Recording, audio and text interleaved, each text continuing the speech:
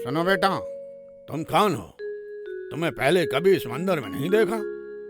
पंडित जी, मैं जंगल के दूसरी तरफ बसे शहर से आया हूँ। जय माता दी। हाँ, जय माता दी। लेकिन वो आदमी असल में कोई भक्त नहीं, बल्कि वो एक चोर था जो चोरी के इरादे से मंदिर में आया था और जयकारा लगाने के बहाने वो कीमती चढ़ावे को देख रहा था ताकि मौका मिलते ही वो उसे चुरा सके। दरअसल इस चोर का नाम था बनवारी लाल। बनवारी जंगल के दूसरी तरफ बसे शहर में अपनी पत्नी और एक 2 साल के बच्चे के साथ रहता था। बनवारी वैसे तो बहुत ही ईमानदार था, लेकिन कुछ समय पहले किसी वजह से उसकी नौकरी चली गई थी, इसीलिए अब वो अपने परिवार को पालने के लिए शहर में चोरी किया करता था। लेकिन वो दिल का बुरा नहीं था, इसलिए चोरी करते समय उसे बहुत बुरा लगता था। हाँ, मुझे इस तरह लोगों के घर से चोरी करना बहुत बुरा लगता है, लेकिन क्या करूं, मुझे कोई नौकरी नहीं देता और मैं अपने परिवार को भूखा नहीं देख सकता। इसलिए अपने परिवार को पालने के लिए मुझे ना चाहते हुए भी रोज रोज छोटी मोटी चोरी करनी ही पड़ती है। आज वो बहुत बड़ी चोरी करने के इरादे से माँ दुर्गा के मंदिर में आया था। रात होते ही जैसे ही मंदिर के बंद होने का समय हुआ, वो चोर वहीं मंदिर में छुप गया और जब पंडित जी मंदिर बंद करके चले गए तो वो बाहर आया और उसने चढ़ावे में आई माँ दुर्गा की सोने की मूर्ति चुरा ली। माँ दुर्गा, आप तो जानती हो कि मैं अपने शौक पूरा करने के लिए चोरी नहीं करता, बल्कि अपने परिवार को पालने के लिए मुझे मजबूरी में चोरी करनी पड़ती है। वैसे मुझे कई दिनों से कुछ भी चोरी करने को नहीं मिला, इसलिए मुझे मजबूरी में आज आपके मंदिर से आपकी ये सोने की मूर्ति चुरानी पड़ रही है। अगर आज मैंने आपके मंदिर से चोरी नहीं की तो कल से मेरे परिवार को भूखा ही सोना पड़ेगा। हे माँ, मुझे माफ करना। ऐसा कहकर बनवारी पलट कर जाने लगा। तभी बहुत तेज रोशनी हुई और माँ दुर्गा की मूर्ति से साक्षात माँ दुर्गा प्रकट हुई। मुझे क्षमा कर दो माँ, मैं आपके मंदिर से चोरी नहीं करना चाहता था, लेकिन आप तो जानती हो कि मेरा परिवार कितना गरीब है और मेरे पास कोई नौकरी भी नहीं। मुझे माफ कर दो माँ, मुझे माफ कर दो। तुम्हें माफी मांगने की जरूरत नहीं है बनवारी, और ना ही तुम्हें मेरे मंदिर से कुछ चुराने की जरूरत है। अरे मैं तो सारे संसार की माँ हूँ और माँ के घर से कुछ लेने को चोरी करना थोड़ी कहते हैं। हाँ? ठीक है माँ, अगर ऐसा है तो मैं चोरी वाली जिंदगी छोड़कर एक इज्जत वाली जिंदगी जीना चाहता हूँ।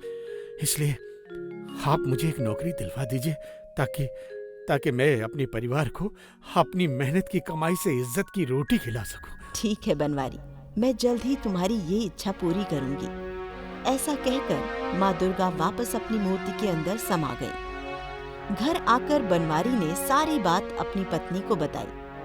अब बनवारी बहुत खुश और संतुष्ट था, लेकिन उसके पास बिल्कुल भी पैसे नहीं बचे थे। इसलिए अगले कुछ दिनों किसी तरह रूखा सूखा खाकर वो माँ के चमत्कार का इंतजार करने लगा। दूसरी तरफ बनवारी से किए वादे को पूरा करने के लिए माँ दुर्गा ने तरकीब बना ली थी। इसलिए जब हमेशा की तरह जंगल के दूसरी तरफ के शहर में रहने वाले बूढ़े चंदन सेठ माँ दुर्गा के मंदिर में चढ़ावा चढ़ाने आए तो माँ ने उसे मूर्ति से निकलकर दर्शन दिए और कहा, चंदन सेठ, तुम हमेशा अपनी मेहनत की कमाई से मेरे लिए इतनी श्रद्धा भाव से चढ़ावा लेकर आते हो। मैं इससे बहुत खुश हूँ, लेकिन आज मुझे तुमसे चढ़ावा नहीं बल्कि कुछ और चाहिए। आपके दर्शन पाकर मैं धन्य हो गया माँ। आप बताइए, मैं क्या कर सकता हूँ? जंगल के दूसरी तरफ बसे शहर में बनवारी नाम का एक आदमी अपने परिवार के साथ रहता है। मैं चाहती हूँ तुम उसे एक नौकरी दो ताकि वो अपने परिवार का भरण पोषण कर सके। जैसी आपकी आज्ञा माँ। अगले दिन चंदन सेठ बनवारी के घर गया और उसने न सिर्फ बनवारी को अपने घर में काम करने की नौकरी दी, बल्कि उसे कुछ पैसे भी दिए। अगले दिन से बनवारी सेठ के घर पर बहुत मेहनत से काम करने लगा। सेठ के घर पर उसकी पत्नी के अलावा उनका बेटा मोंटी और उनकी बहू मोना भी रहती थी। बाकी सब तो अच्छे थे, पर सेठ की बहू मोना बहुत लालची औरत थी। वो सेठ और सेठानी से नहीं, बल्कि सिर्फ उनकी धन दौलत से प्यार करती थी। बस एक बार ये दोनों बूढ़े और बुढ़िया मेरे रास्ते से हट जाए तो ये सारी धन दौलत मेरे नाम हो जाएगी। इस सब में मोंटी भी उसका साथ देता था। वो चिंता क्यों करती हो मोना? अब मेरे बूढ़े माँ बाप कुछ ही दिनों के मेहमान हैं, उसके बाद ये सारी धन दौलत हमारी है। ऐसे ही बहुत महीने बीत गए। बनवारी बहुत मेहनत से मन लगाकर बूढ़े सेठ और सेठानी की सेवा करने लगा। सेठ और सेठानी बनवारी की सेवा से बहुत खुश थे। वो उसे अपने बेटे की तरह ही मानने लगे थे। ऐसे ही सब ठीक चल रहा था, लेकिन अब मोना और मोंटी का लालच बहुत बढ़ गया था। अब वो सेठ और सेठानी के मरने का इंतजार नहीं कर पा रहे थे। मोंटी, अब मुझसे इंतजार नहीं होता। अब तुम्हारे बूढ़े माँ बाप को रास्ते से हटाने के लिए हमें कुछ करना ही पड़ेगा। अरे पर हमें कुछ भी करने की क्या जरूरत है? वो बनवारी है ना, 2 टके का नौकर, उसे थोड़े से पैसे दे देंगे तो वो लालच में मेरे माँ बाप को खत्म कर देगा। सही कहा, हम अभी उनसे बात करते हैं। लेकिन मोना और मोंटी की बात सुनकर बनवारी ने ऐसा करने से साफ मना कर दिया। नहीं छोटे सेठानी जी, आज सेठ जी की वजह से ही मैं एक इज्जत की जिंदगी जी रहा हूँ। इसलिए जिस सेठ ने मुझे इतना कुछ दिया है, मैं उनके साथ ऐसा करने के बारे में सोच भी नहीं सकता। अरे डरो मत, तुम्हें कुछ नहीं होगा। हाँ? तुम्हें बस उनके रात के खाने में ये थोड़ा जहर मिलाकर देना है, बाकी काम ये जहर खुद कर देगा। वैसे भी उनकी उम्र हो गई है, सबको लगेगा कि उम्र की वजह से उनकी मौत हुई है। तुम पर किसी को शक नहीं होगा। नहीं नहीं छोटे सेठ जी, नहीं छोटी सेठानी जी, आज सेठ जी की वजह से ही मैं एक इज्जत की जिंदगी जी रहा हूँ। इसलिए जिस सेठ ने मुझे इतना कुछ दिया है, मैं उनके साथ ऐसा करने के बारे में सोच भी नहीं सकता। ठीक है, तुम नहीं करोगे तो हम खुद कर लेंगे भाई, मैं खुद कर लूंगा। लेकिन आज मैं उस बूढ़े और बुढ़िया को मार कर ही रहूंगा। नहीं नहीं छोटे सेठ जी, मैं आपको ऐसा नहीं करने दूंगा। दूर हो जाओ, मेरे रास्ते से दूर हो जाओ। ऐसा कहकर मोंटी ने बनवारी को जोर से धक्का दिया। तभी चंदन सेठ और सेठानी वहां आए। मोंटी, मुझे तुमसे ये उम्मीद नहीं थी। तुम धन दौलत के लालच में अपने ही माँ बाप को जहर देना चाहते हो। अचानक अपने माता पिता को सामने देखकर मोंटी और मोना डर गए। डैड, ऐसा कुछ भी नहीं है। हाँ मॉम, आप दोनों गलत समझ रहे हैं। चुप रहो मोना, तुम्हारे हाथ की जहर की शीशी सारा सच बता रही है। ये शीशी तो मैंने इस बनवारी से छीनी है। अब बस करो, मुझे तुम दोनों के मुंह से अब एक और शब्द नहीं सुनना। तुम दोनों अभी इसी वक्त घर से निकल जाओ। मैं तुम दोनों को अपनी जायदाद से बेदखल करता हूँ। मोना और मोंटी का सच सामने आ चुका था। अब वो चाहकर भी कुछ नहीं कर सकते थे, इसलिए वो चुपचाप सिर झुकाकर वहां से चले गए। इसके बाद चंदन सेठ ने बनवारी से कहा, बनवारी बेटा, तुम इतने महीनों से एक बेटे की तरह हमारी सेवा कर रहे हो। तुम बेशक मेरे असली बेटे नहीं हो, लेकिन मेरे असली बेटे मोंटी ने मेरे साथ क्या किया वो तो तुम्हें देख ही चुके हो। इसलिए मेरी इच्छा है कि तुम कानूनी तौर पर मेरे बेटे बनकर मेरी जायदाद के वारिस बनो। मेरी भी यही इच्छा है और हमें उम्मीद है तुम हमारी इस इच्छा को जरूर पूरा करोगे। अरे ये आप क्या कह रहे हैं सेठ जी? मुझ पर पहले ही आपके बहुत एहसान है। मुझे आपसे और कुछ नहीं चाहिए। और जहाँ तक सेवा की बात है तो वो तो मैं मरते दम तक आपकी सेवा करता रहूंगा। बनवारी बेटा, अगर तुम हमें अपना मानते हो तो तुम हमारी ये इच्छा जरूर पूरी करोगे। सेठ जी की बातें सुनकर बनवारी की आंखों में आंसू आ गए और वो सेठ जी की बात मान गया। अब बनवारी सेठ जी का बेटा बनकर अपनी पत्नी और बेटे के साथ सेठ के साथ ही रहने लगा। इस तरह माँ दुर्गा की कृपा से बनवारी ने चोरी करना छोड़ दिया। वो एक अच्छा इंसान बन गया और चंदन सेठ और सेठानी को भी बुढ़ापे में बहू, बेटे और एक पोते का प्यार मिल गया। बोलो माँ दुर्गा की जय। बोलो माँ दुर्गा की जय। जय। दोस्तों, एक दिन की बात है। देवी लक्ष्मी और देवी पार्वती आपस में बैठकर बातें कर रही होती है। पार्वती, ये मनुष्य लग जाते हैं ईश्वर को कोसने के लिए, और फिर ईश्वर से इनका विश्वास ही उठ जाता है। ये भी नहीं सोचते कि कुछ कार्य हम इनके भले के लिए ही करते हैं। ऐसा नहीं है देवी लक्ष्मी। ऐसे कई भक्त हैं जो अपने आराध्य की सच्ची निष्ठा के साथ पूजा करते हैं और कभी भी अपना विश्वास उन पर से डगमगाने नहीं देते। अच्छा, अगर ऐसा है तो चलो आज तुम्हारे ऐसे ही किसी भक्त की परीक्षा लेकर देखते हैं, पता तो चले कि आखिर ऐसे भक्त होते भी हैं या नहीं। देवी लक्ष्मी के कहने पर माता पार्वती अपने एक भक्त की परीक्षा लेने के लिए तैयार हो जाती है, क्योंकि वो दोनों ये देखना चाहते थे कि सच में कोई भक्त उनकी पूजा करना छोड़ देता है या उन पर विश्वास रखता है। हे माता रानी, मैंने जब से होश संभाला है केवल और केवल आपकी ही आराधना की है। दुख हो या सुख हो, मैंने कभी आपसे कोई शिकायत नहीं की है। बस इसी तरह से मेरे साथ रहना मेरी माँ, मेरी यही कामना है। आप मेरे साथ होंगी तो मेरे सारे काम खुद ब खुद संपन्न हो जाएंगे। जय हो माता की। ऐसा कहकर प्रिया माता रानी की भक्ति में लीन हो जाती है। जय माता दी, जय माता दी। ये सब देखकर देवी पार्वती मुस्कुराते हुए माँ लक्ष्मी की तरफ देखती है। देवी लक्ष्मी, ये है मेरी भक्त प्रिया जो मुझ पर अटूट विश्वास रखती है। तभी देवी लक्ष्मी हंसने लग जाती है। पार्वती बहन, अगर आपको कोई समस्या ना हो तो मैं आपकी परम भक्त की परीक्षा लेना चाहती हूँ। मैं भी तो देखूं कि कितनी बड़ी भक्त है आपकी और आप पर आखिर कितना अटूट विश्वास है इनको। अगर ऐसी बात है तो ठीक है, आप मेरे इस भक्त की परीक्षा ले ही लीजिए। अजी, मैं तो कहती हूँ कि इससे अच्छा लड़का आपको कहीं नहीं मिलेगा। जवान बेटी को आखिर कब तक घर बैठा कर रखोगे? अब तो मोहल्ले वाले भी बातें करने लगे हैं, हमें उसका ब्याह कर देना चाहिए। तुम भी कैसी बात करती हो शांता? अभी प्रिया की उम्र कितनी हुई है? अभी उसे पढ़ने का मन है और तुम उसकी शादी की बात कर रही हो? हाँ, पढ़ा लिखा कर उसे मैजिस्ट्रेट जो बनाना है, आखिर में शादी ही तो करनी है, तो फिर अभी क्यों नहीं? अरे एक बार ये रिश्ता हाथ से निकल गया ना तो जिंदगी भर पछताओगे, कह देती हूँ मैं। फिर बाद में मेरे आगे आकर मत रोना। वहीं दरवाजे के पीछे छुपकर प्रिया अपने माता पिता की सारी बातें सुन रही होती है।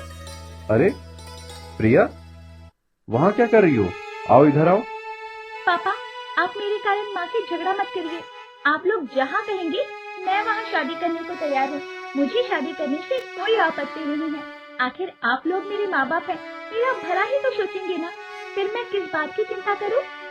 बेटी, मैं जानता हूँ तुम्हारी सौतेली माँ तुम्हें पसंद नहीं करती और जीवन भर उसने तुम्हें केवल दुख ही दिए हैं, फिर भी तुमने कभी कोई शिकायत नहीं की। इसलिए मैं चाहता हूँ कि जिस भी घर में तुम्हारी शादी हो तुम वहाँ राज करो और खुश रहो। पापा, मैं तो माता रानी की भक्त हूँ और माता रानी के भक्तों को किस बात की चिंता, आप ही बताइए। इसके बाद प्रिया का रिश्ता राहुल नाम के लड़के से तय हो जाता है। और प्रिया, बस एक दिन का इंतजार, उसके बाद तो तुम अपने राजकुमार के साथ होगी। क्या यार, तू भी ना, चल अब जल्दी से मेरी मेहंदी पूरी कर। बैठे बैठे ना मेरी कमर ही अकड़ गई है। तभी प्रिया की नजर उसके पिताजी पर पड़ती है, जो कोने में बैठकर सर पीट रहे होते हैं। क्या हुआ पापा, आप इस तरह रो क्यों रहे हैं? सब ठीक तो है ना? बताइए ना। प्रिया मेरी बच्ची, न जाने तेरी किस्मत में क्यों इतना दुख लिखा है। तभी शांता कमरे से बाहर आती है और प्रिया को खरी खोटी सुनाने लग जाती है। अरे किस्मत तो हमारी खराब है जो ये मनहूस हमारे गले पड़ गई। पैदा होते ही अपनी माँ को तो खा गई और अब देखो शादी के एक दिन पहले लड़के वालों ने शादी ही तोड़ दी। अब हम लोगों को क्या मुंह दिखाएंगे? हम लोग तो कहीं मुंह दिखाने के लायक ही नहीं रहे। हे भगवान, क्या करें हम? ये सुनकर प्रिया टूट जाती है और देवी माँ के चरणों में जाकर गिर जाती है।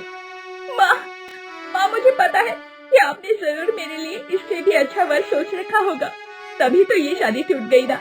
मुझे आपसे कोई शिकायत नहीं है माँ, आपसे कोई शिकायत नहीं है। मैं जानती हूँ अब कभी भी अपनी बच्ची का बुरा नहीं चाह सकती। अगली सुबह रोजाना की तरह प्रिया सुबह उठकर फिर से माता रानी की पूजा आराधना में लग जाती है। प्रिया, मैं और तुम्हारी माँ एक जरूरी काम से बाहर जा रहे हैं, तुम अपना ध्यान रखना।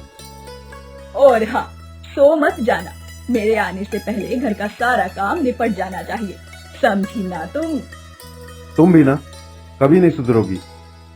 अब चलो भी।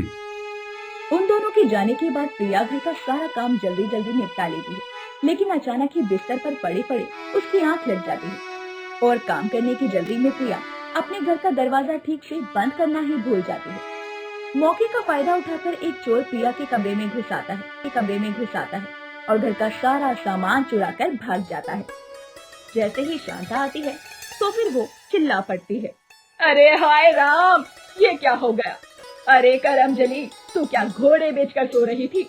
उधर चोर घर का सारा सामान लूट कर ले गए। शांता की आवाज सुनकर प्रिया तुरंत उठ खड़ी होती है। माँ, ये सब क्या हो गया? पता नहीं मेरी आँख कैसे लग गई, मैं तो घर का काम काज निपटा कर बस बैठी ही थी। अरे एक तो तेरी वजह से घर में चोरी हो गई और अब तू अपना दोष भी नहीं मान रही। ठहर जा, तुझे तो आज मैं बताती हूँ। उसके बाद वो वहीं पास में रखी हुई छड़ी से उसे जोर जोर से पीटने लग जाती है। अरे भाग्यवान, क्या कर रही हो? इसे मार ही डालोगी क्या? माता रानी की कसम माँ, मुझे नहीं पता कि कैसे मेरी आँख लग गई। ये सब मैंने जानबूझकर नहीं किया। अरे दिन रात माता रानी करती रहती है। अगर तेरी भक्ति में इतनी ही शक्ति होती तो आज तेरे साथ इतना बुरा तो नहीं हो रहा होता ना। इसका ये मतलब हुआ कि तेरी माता रानी को भी तू मनहूस ही रखती होगी। प्रिया पूजा घर में जाकर जोर जोर से रोने लग जाती है। हे माता रानी, आप माँ की बातों का दुख मत मनाइए, वो तो बस यूं ही कुछ भी कहती रहती है। मुझे आपसे कोई शिकायत नहीं, क्योंकि मैं जानती हूँ कि समय से पहले और भाग्य से ज्यादा किसी को कुछ नहीं मिलता। बस आप सदैव मेरे साथ रहना। जय माता दी। ये सब कुछ देखकर देवी लक्ष्मी की आंखों में आंसू आ जाते हैं और वो देवी पार्वती के आगे हार मान लेती है। अगली सुबह संतोष को लड़के वालों का कॉल आता है। हरी, सुनती हो? लड़के वालों ने प्रिया से शादी के लिए प्रस्ताव भेजा है और अपनी भूल की माफी भी मांगी है। ये खबर सुनकर प्रिया की आंखें चमक जाती है। तभी संतोष के घर एक पुलिस वाला आता है। अचानक यूँ सब कुछ ठीक होता देखकर प्रिया समझ जाती है कि ये सब करके माता रानी ने उसकी परीक्षा ली है और माता रानी के प्रति उसकी श्रद्धा और भी ज्यादा बढ़ जाती है। हे माँ, मैं जानती थी कि आप अपनी बच्ची के साथ में कभी भी कुछ गलत नहीं होने दे सकती, इसीलिए देखिए आपने सब कुछ ठीक कर दिया। आप बस अपनी भक्त की परीक्षा ले रही थी और देखिए आपकी भक्त भी उस परीक्षा में पास हो गई और आपने जितना लिया उसे दुगना लौटा दिया। बाद में प्रिया की शादी उसी लड़के से हो जाती है और हर सुबह की तरह प्रिया के ससुराल में भी अब जय माता दी के नारे गूंजने लगते हैं।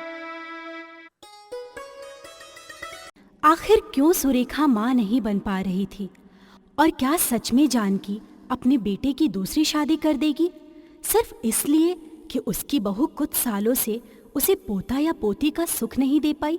आखिर सुरेखा का क्या होगा? क्या उसकी भक्ति में इतनी शक्ति है कि उसकी दुर्गा माँ उसकी इच्छा कबूल करेंगी? ये जानने के लिए हमें आगे बढ़ना होगा। सुरेखा कपड़े धो रही थी कि तभी सास ने बहुत सारे कपड़े लाकर उस पर फेंक देती है और कहती है, अरे ओ अम्मा, ऐसे क्या बैठी है? यही सोच रही होगी कि कपड़े सारे धुल गए, लेकिन ये मैं और ले आई। अच्छे से इनको चमका देना, बांझ कहीं की। अरे मुझे अगर खुशखबरी दे देती तो तेरे साथ मुझे यह हरकतें नहीं करनी पड़ती, लेकिन तू तो इसी के लायक है। ये कहकर जानकी वहां से चली जाती है, लेकिन उसकी कांटों भरी बातें सुनकर सुरेखा बहुत रोती है। हे दुर्गा माँ, मुझ पर कृपा बरसाओ। मैं इस तरह से और ताने नहीं सुन सकती। अगर ऐसे ही सब चलता रहा तो सच में माँ जी या तो उनकी शादी कर देंगे या मैं मर जाऊंगी। दया करो माँ, मुझ पर दया करो। मैंने बचपन से तुम्हारी निस्वार्थ भक्ति करी है, मुझे उसका परिणाम दो माँ, परिणाम दो। इतना कहकर वो सारे कपड़े धो लेती है। वक्त गुजरता है, जानकी हमेशा सुरेखा पर चिल्लाती रहती थी और उससे घर के सारे काम करवाती थी। एक बार सुरेखा पोछा लगा रही थी कि जानकी वहाँ पर आकर फिसल जाती है और फिर चिल्लाते हुए कहती है, अरे राम जी, अरे राम जी, गिरा दिया इस मनहूस ने मुझे। अरे चाहती क्या है, बदला ले रही है क्या मुझसे अपना? अब तू देख, तेरी जैसी बहू की मुझे बिल्कुल जरूरत नहीं है और सब्र नहीं करूंगी, मुझे अपने बेटे की शादी करानी ही होगी। हाय मोरी मैया, मेरी कमर टूट गई, हाय राम जी। माँ जी, मुझे माफ कर दीजिए, गलती से हो गया, पर उनकी शादी मत कीजिए, मैं कैसे रहूंगी उनके बिना। अरे चुप कर तू, तेरी जैसी बहू से तो अच्छा है कि मैं दुश्मन ही पाल लूं। जानकी जैसे तैसे खुद उठकर वहां से चली जाती है। सुरेखा को इस बात का बहुत बुरा लगता है। वहीं जानकी रमेश के लिए दूसरी लड़की पसंद कर लेती है, जिसके बाद घर में शादी की तैयारी होने लगती है। सुरेखा की आंखों के सामने रमेश की सगाई हो जाती है। ये देख वो दूर खड़ी बहुत रोती है और दुर्गा माँ के मंदिर पहुंचकर घंटी बजाते हुए कहती है, दुर्गा माँ, ऐसा मत होने दो, मैं जीते जी सौतन बर्दाश्त नहीं कर सकती। क्यों तुमने मेरी गोद नहीं भरी अभी तक? देखो, तुम्हारी वजह से माँ जी मेरे पति की दूसरी शादी कर रही हैं। अब मैं क्या करूँगी? आज तुम्हें मेरी भक्ति का परिणाम देना ही होगा। मैंने वर्षों तुम्हारी साधना की है, तुम्हें ही पूजा है, क्या मेरी भक्ति का ये परिणाम दोगी मुझे? दुर्गा माँ, मेरी पुकार सुनो, मुझे भी माँ बनने का सुख प्रदान करो, वरना कहीं ऐसा ना हो कि हमेशा के लिए मेरा विश्वास तुमसे उठ जाए। मुझे परिणाम दो माँ, मुझे परिणाम दो। बेटी, दुर्गा माँ कभी अपने बच्चों को निराश नहीं करती। देखना, तुम्हारी जो भी इच्छा है वो जरूर पूर्ण होगी। इसके लिए तुम इस पूर्णिमा को 9 कन्या का पूजन कर दो। देखना, तुम्हारे कष्ट समाप्त हो जाएंगे। हाँ, ठीक है पंडित जी, आप कहते हैं तो मैं ये भी करूँगी। अरे, पूर्णिमा तो परसों ही है और माँ जी ने उनकी शादी उसी दिन तय की है। वो मुझे घर पर 9 कन्याओं को नहीं पूजने देंगी, इसलिए मैं मंदिर में ही कन्या जमा दूंगी। बस मेरी मनोकामना पूर्ण हो जाए। ये कहते ही वो घर लौटती है तो रमेश और जानकी उसे बहुत सुनाते हैं और फिर उसे घर के कामों में उलझा देते हैं। 2 दिन बाद घर में रमेश की शादी की तैयारी चल रही थी।